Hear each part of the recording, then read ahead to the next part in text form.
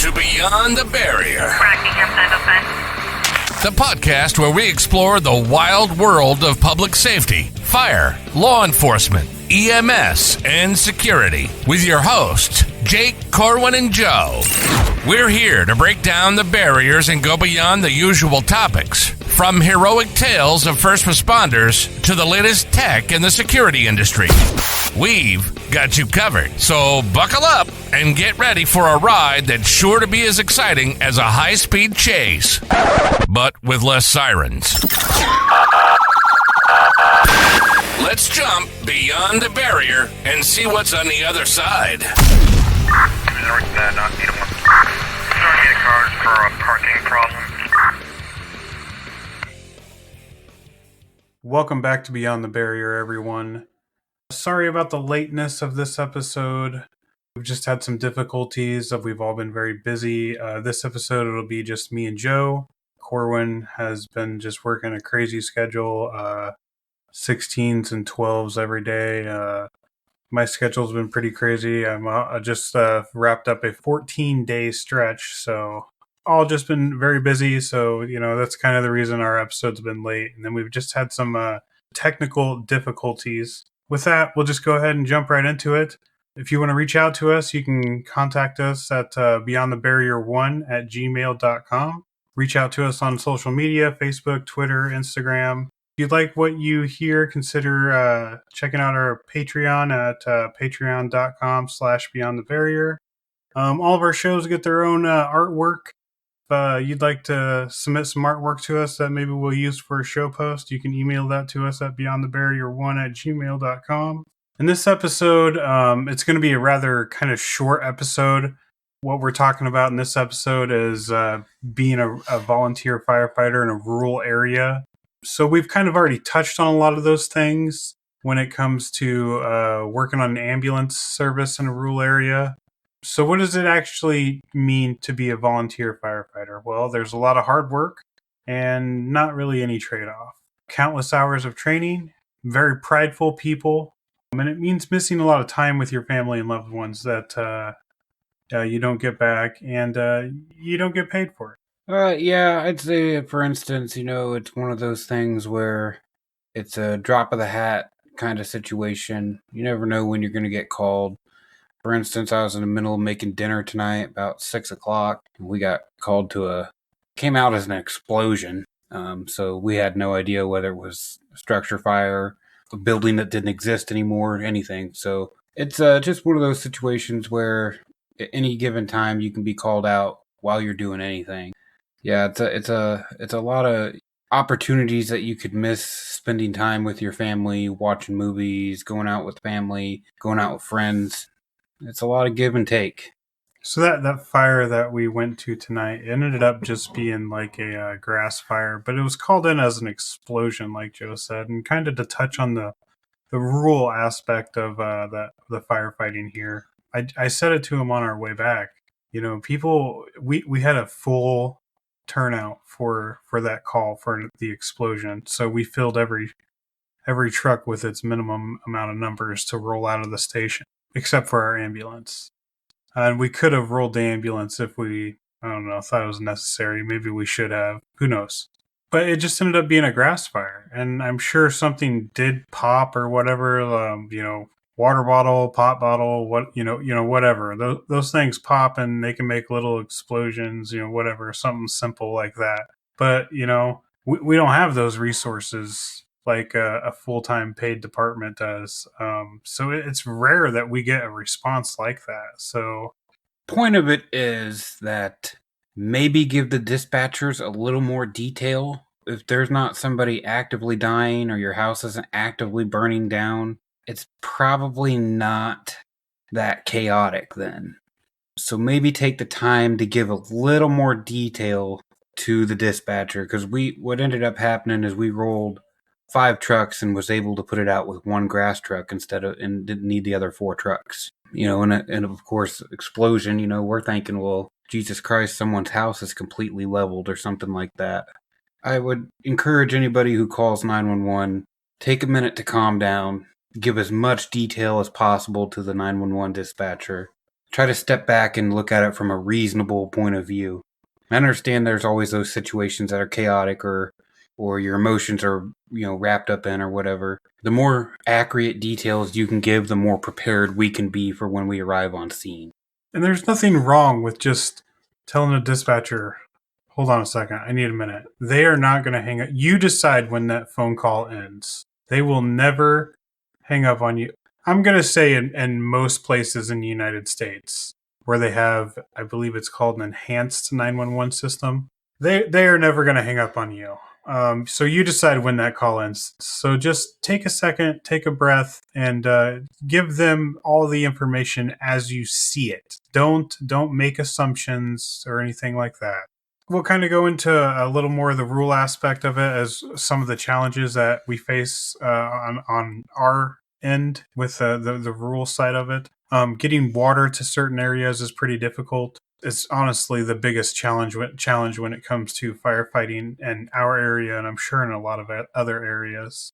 In the county, we don't have fire hydrants just in the middle of a cornfield. It doesn't have to be that difficult. However, our department, the leadership above me, aka our chief and assistant chief, they refuse to suction water off of ponds and stuff.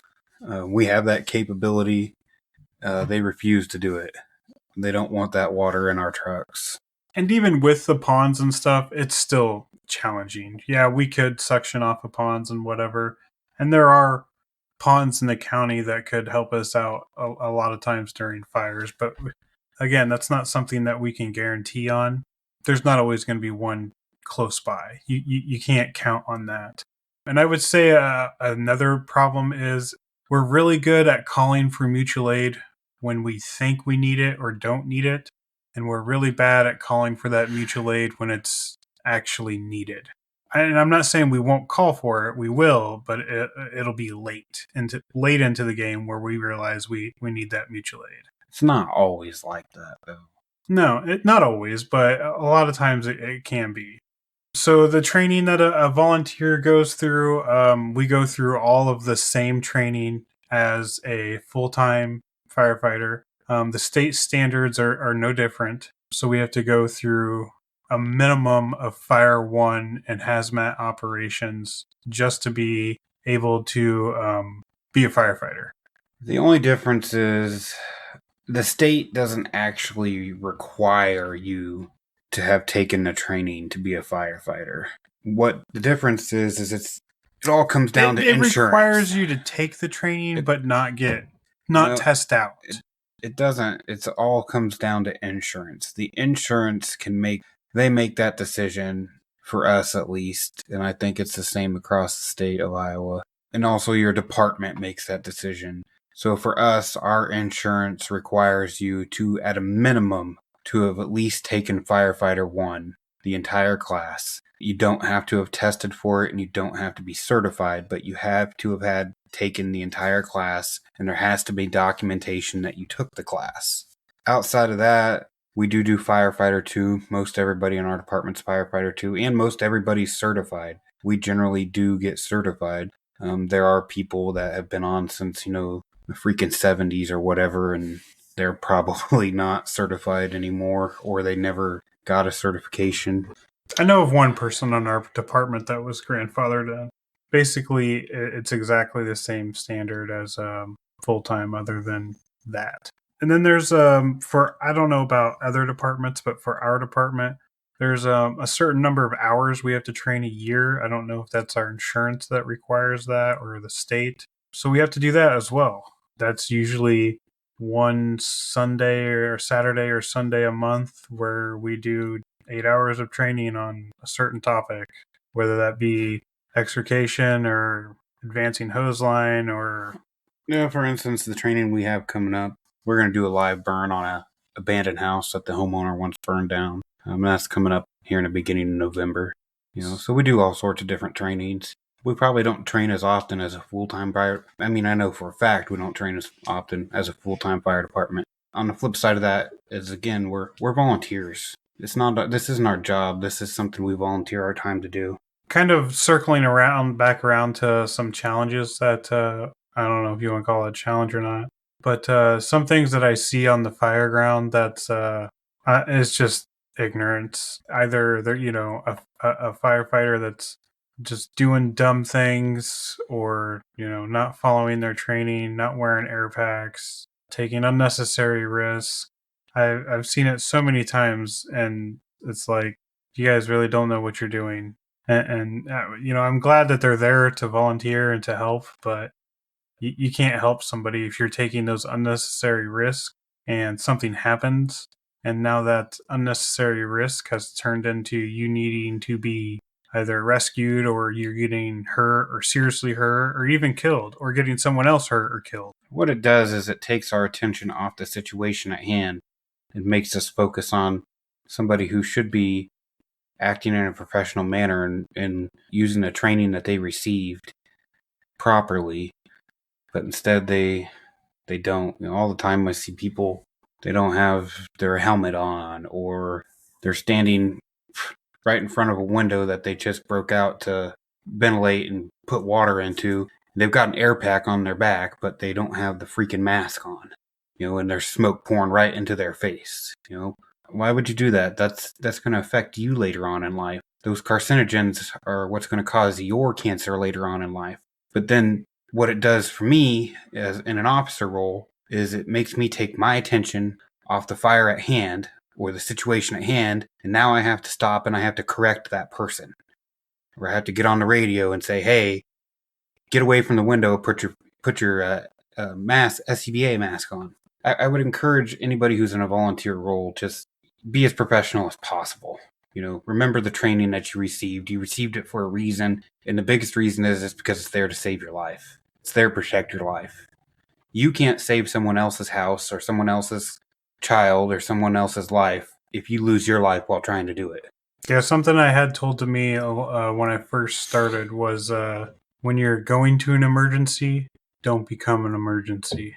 Kind of to touch on that, like some things we see are people like driving or responding to calls in a unnecessary manner, whether that be too high rate of a speed, or just driving recklessly, or whatever it is.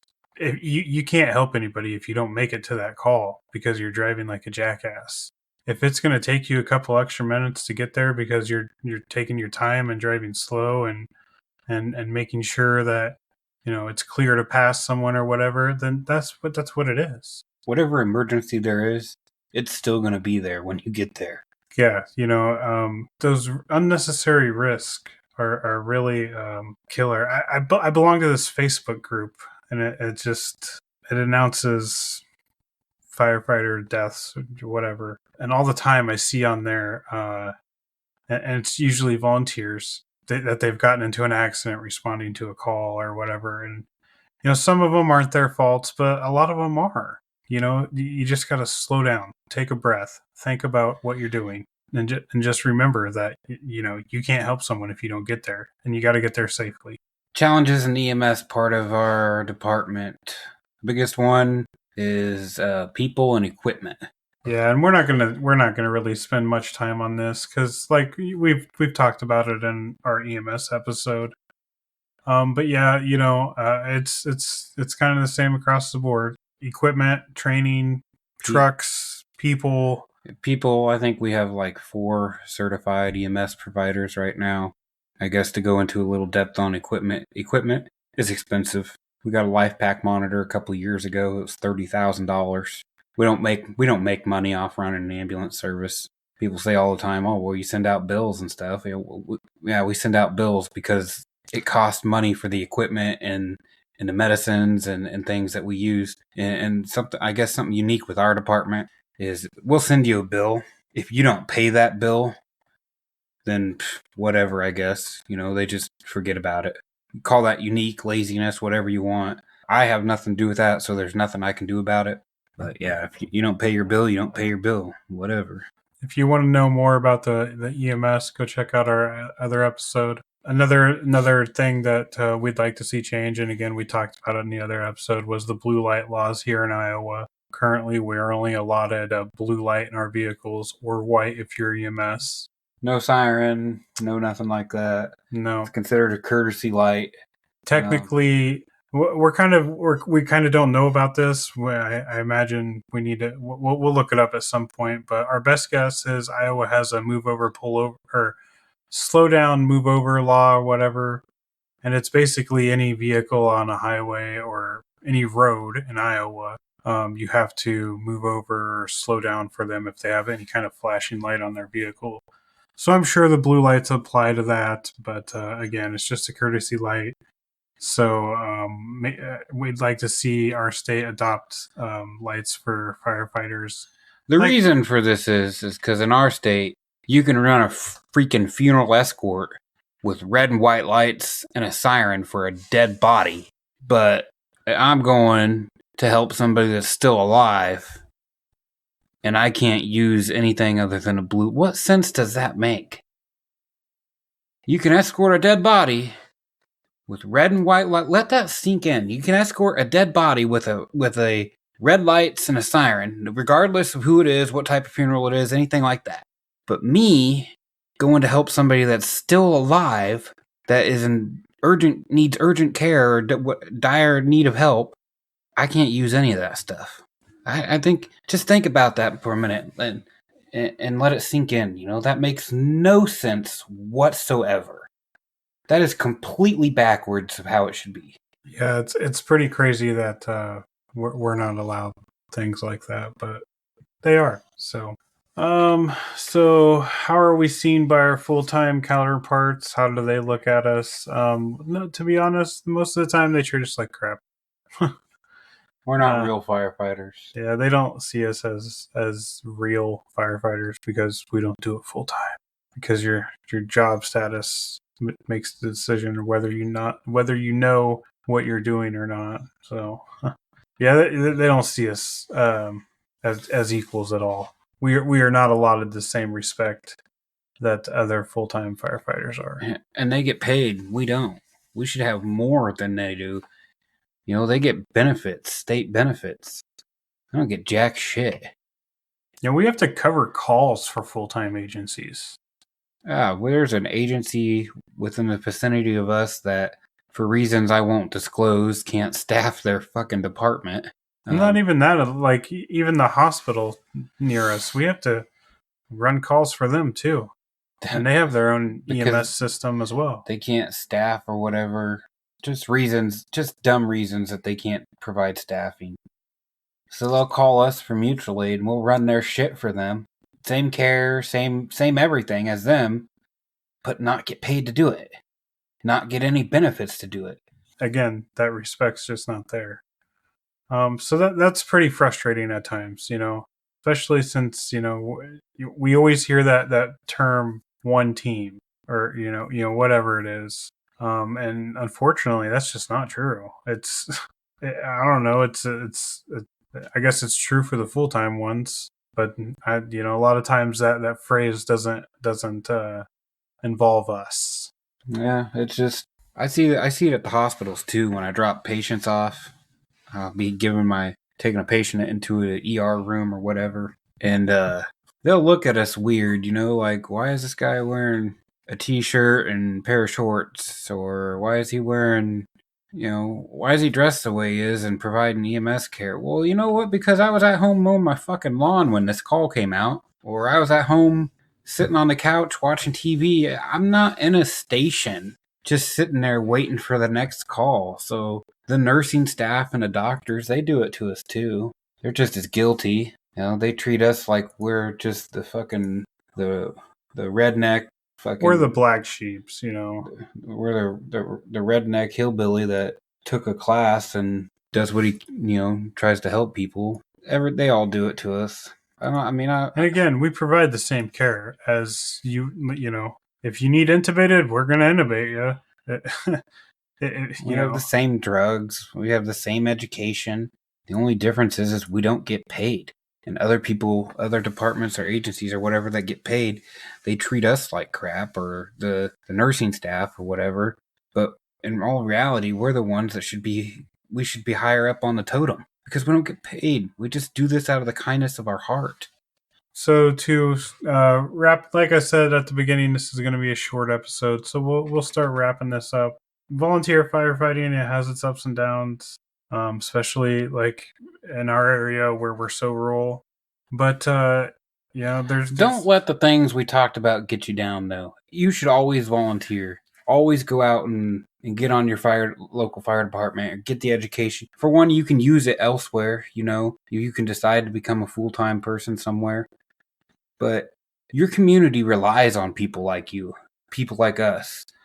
Your community, people need the local volunteer fire departments. One, they need it because they can't, when someone's having a heart attack or whatever, they can't wait 25 minutes for the ambulance to come. And two, your homeowner's rates are based on the capabilities that the fire department have to offer. So your homeowner rate is going to be cheaper if there's 20 members versus 10, or if there's 6 trucks versus 2.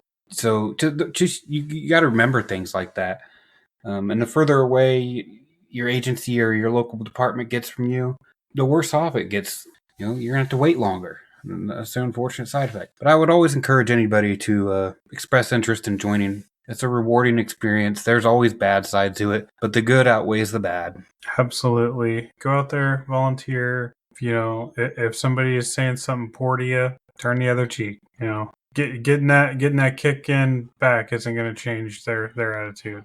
The training tip for this episode is go check out the National Volunteer Fire Council.